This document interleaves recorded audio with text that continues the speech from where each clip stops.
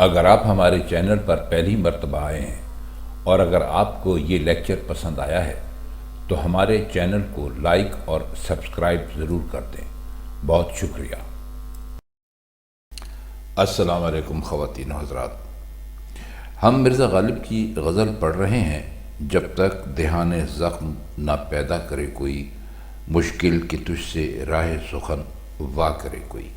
کل ہم نے اس کی ابتدائی 3 شعروں کا ترجمہ، شرح یا مشکل الفاظ کے معنی آپ کی خدمت میں پیش کیے تھے۔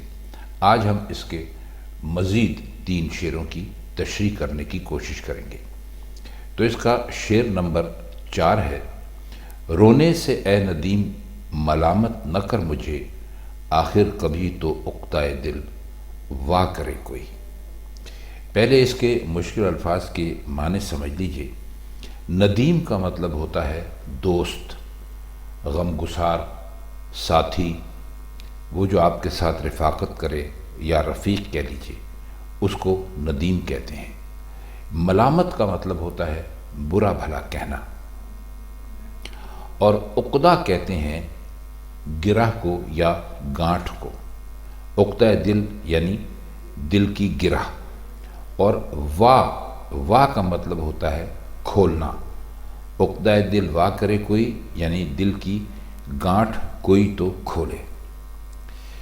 اپنے دوست سے مخاطب ہو کر اس شعر میں کہتے ہیں کہ اے میرے دوست، میرے ہمدم، میں روتا ہوں تو تو مجھے ملامت کیوں کرتا ہے، یعنی تو مجھے برا بھلا کیوں کہنے لگتا ہے۔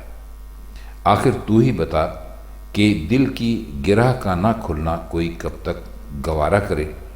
کچھ نہ کچھ تو انتظام ہونا چاہیے، کبھی تو اس گرہ کا کھلنا بھی مناسب مان لینا چاہیے۔ آئیے اس شعر کو اب مزید سمجھنے کی کوشش کرتے ہیں۔ مرزا غالب نے جو اے ہمدم کہا ہے یہاں پر، یا اے رفیق کہا ہے، یا اے ندیم کہا ہے، اس سے ان کی مراد کوئی ایک دوست نہیں ہے، بلکہ اس سے مراد ان کی دنیا ہے۔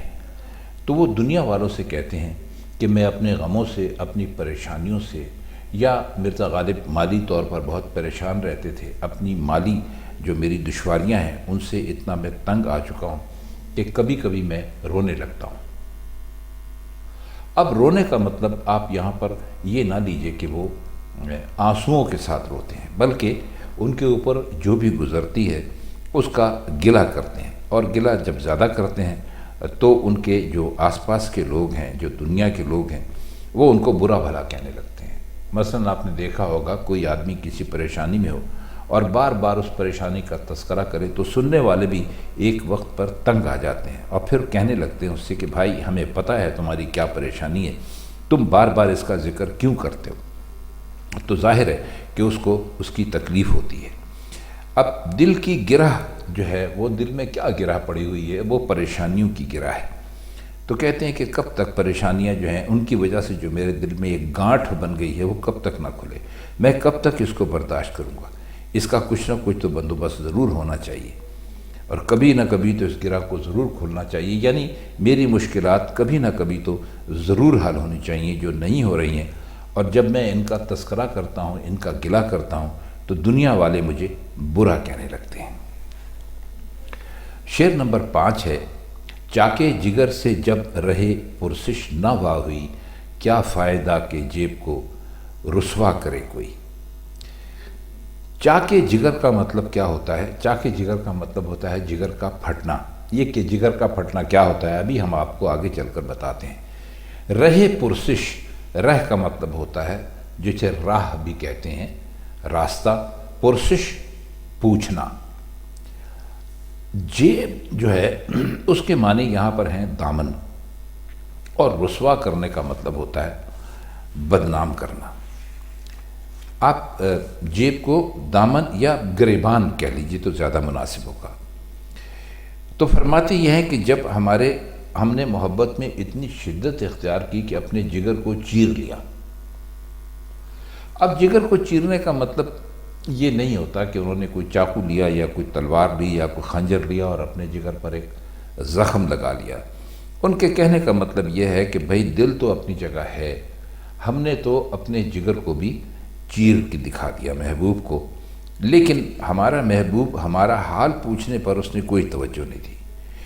تو اب کہتے ہیں کہ خدا کے لیے یہ بتاؤ کہ اب گریبان کو رسوا کرنے کا کیا فائدہ ہے؟ یعنی اب اپنا گریبان پھاڑنے کا کیا فائدہ ہے؟ ظاہر ہے کہ گریبان کے مقابلے میں جگر جو ہے وہ کہیں زیادہ اہمیت کی چیز ہے، اور وہ اس کی اہمیت جب محبوب کے نظر میں اب جگر چیر لینے کی کوئی اہمیت نہیں ہے، تو وہ کہتے ہیں کہ اگر میں اپنا گریبان پھاڑ لوں تو اس کا کوئی فائدہ نہیں ہوگا۔ یعنی جگر جیسا عظیم یا بہت بڑا جو کارنامہ ہے وہ تو میں انجام دے چکا ہوں اور کچھ حاصل نہیں ہوا، تو بھائی قمیض کا دامن پھاڑ لینے سے کیا ہوگا؟ اب قمیض کا دامن پھاڑنا یا گریبان چاک کر لینا یہ دیوانگی کی طرف سارے اشارے ہیں۔ یعنی جب کہا جاتا ہے کہ آدمی جب پاگل ہو جاتا ہے، دیوانہ ہو جاتا ہے، سودائی ہو جاتا ہے، تو وحشت میں آ کر وہ اپنا گریبان چاک کر لیتا ہے۔ تو کہتے ہیں کہ میں اگر اپنا گریبان چاک کر بھی لوں تو اس کا مجھے کوئی فائدہ ہونے والا نہیں ہے۔ اب تھوڑا سا پیچھے چل کے اس شعر کو سمجھنے کی کوشش کرتے ہیں۔ دیکھیے شعراء اکثر یہ کہتے ہیں کہ بھائی میں اتنا رویا کہ میری آنکھوں سے پانی نکلنے کی بجائے خون نکلنے لگا۔ اب چونکہ خون کا تعلق انسان کے جگر سے ہوتا ہے، تو فرماتے یہ ہیں کہ رو رو کے میں نے پہلے تو اپنے آنسو ختم کیے، اس کے بعد پھر میرا جگر بھی ختم ہو گیا، اس میں خون باقی رہ ہی نہیں گیا۔ تو جگر کو پھاڑ لینے سے یا جگر کو چاک کرنے سے ان کی مراد یہاں پر یہی ہے کہ میں اتنا رویا، میں نے اتنا غم کیا، میں نے اتنی تنہائی اور ہجر کی مصیبت کاٹی اور اپنے محبوب کو اس قدر یاد کیا اور اس کو اپنی طرف متوجہ کرنے کی ہر کوشش کی، اور اتنا کہ میں اس کے فراق میں روتا رہا، اور روتے روتے میری حالت ہو گئی کہ میرا جگر بھی چاک ہو گیا۔ تو اب کا اگر کوئی مجھ سے کہے کہ بھائی تم اپنا گریبان پھاڑ کر اس کے سامنے چلے جاؤ، تو جگر کے چاک ہونے کے مقابلے میں گریبان کی تو حیثیت بہت ہی کم ہے، تو اس سے بھی کچھ ہونے والا نہیں ہے۔ اصل میں اس شعر سے یہ حقیقت بھی انہوں نے واضح کی ہے کہ جو مقصد بڑی بڑی قربانیوں سے حاصل نہیں ہوتا، اس کے لیے چھوٹی موٹی قربانیاں دینا بالکل ہی بیکار بات ہے۔ آئیے شعر نمبر 6 دیکھ لیتے ہیں۔ یہ اس غزل کا شعر نمبر 6 ہے جو ہم آپ کو بتائیں گے۔ فرماتے ہیں کہ لخت جگر سے ہے رگے ہر خار شاخ گل، تا چند باغبانی صحرا کرے کوئی۔ لخت جگر کا مطلب ہوتا ہے جگر کے ٹکڑے، اور رگ آپ جانتے ہیں کسے کہتے ہیں؟ انسان کے جسم میں جو باریک باریک جال ہوتا ہے اس میں سے۔ خار کہتے ہیں کانٹے کو، اور شاخ گل کہتے ہیں پھولوں سے بھری ہوئی کسی ٹہنی کو۔ تا چند کا مطلب ہوتا ہے جب تک، اور صحرا کہتے ہیں، باغبانی کا مطلب بتانے کی آپ کو ضرورت نہیں ہے، وہ تو خود ہی بتا رہا ہے کہ اس کا کیا مطلب ہے۔ صحرا کہتے ہیں کسی بھی ویران یا اجاڑ جگہ کو۔ تو فرماتے یہ ہیں کہ میں صحرا کے چکر لگا رہا ہوں، اور وہاں کی جو خاردار جھاڑیاں ہیں ان کا ہر کانٹا میرے جگر کے ٹکڑوں سے پھول کی شاخ بن گیا ہے۔ سمجھ میں نہیں آتا کہ کب تک صحرا میں باغبانی کا فرض میں انجام دوں گا، یعنی کب تک اس کے کانٹوں کو، اس کی پھولوں سے بھری شاخوں کو، اور اس کی جو لمبائی چوڑائی ہے اس کو خیابان بنانے کی کوشش کروں گا۔ خیابان کہتے ہیں جہاں پر بہت سارے پھول کھلے ہوئے ہوں اس جگہ کو۔ تو کہتے یہی ہیں کہ ہم نے ہر کانٹے کو دل کے لہو سے لت پت کر دیا ہے، یوں ہم نے قانون بنا دیا ہے کہ صحرا میں باغبانی کیوں کر کی جائے۔ یہ اصل میں یہ مرزا غالب کا ایک فارسی میں بھی انہوں نے یہ شعر اسی قسم کا کہا ہے، تو یہی خیال تقریباً استعمال کیا ہے۔ اغشتہم ہر سر خارے بخون دل، قانون باغبانی صحرا نوشتہم۔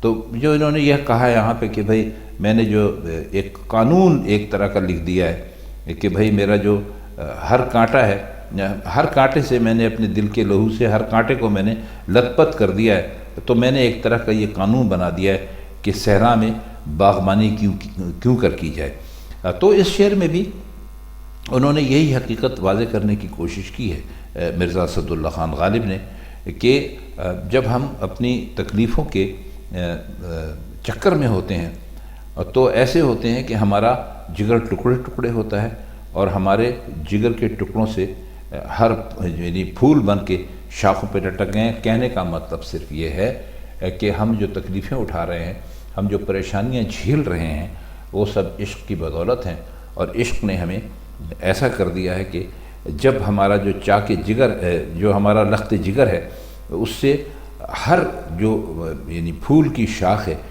وہ ایک طرح سے پھول کی شاخوں پر پھول بن گیا ہے ہمارے جگر کا ہر ٹکڑا۔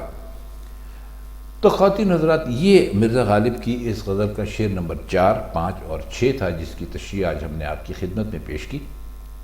انشاءاللہ اس کے باقی اشعار کی تشریح لے کر ہم جلد ہی آپ کی خدمت میں پھر حاضر ہوں گے۔ بس یہ یاد رکھیے کہ یہ اس کا پارٹ 2 ہے، یعنی اس ویڈیو کا یہ دوسرا حصہ ہے، اور تھمبنیل پر بھی آپ کو یہی لکھا ہوا دکھائی دے گا، تو آپ اسی حساب سے اس کو کھول کر آپ اس ویڈیو سے فائدہ حاصل کر سکتے ہیں۔ تو آج کے لیے بس اتنا ہی، آپ سے انشاءاللہ جلد ملاقات ہوگی۔ تب تک کے لیے ہم چاہتے ہیں آپ سے اجازت۔ خدا حافظ۔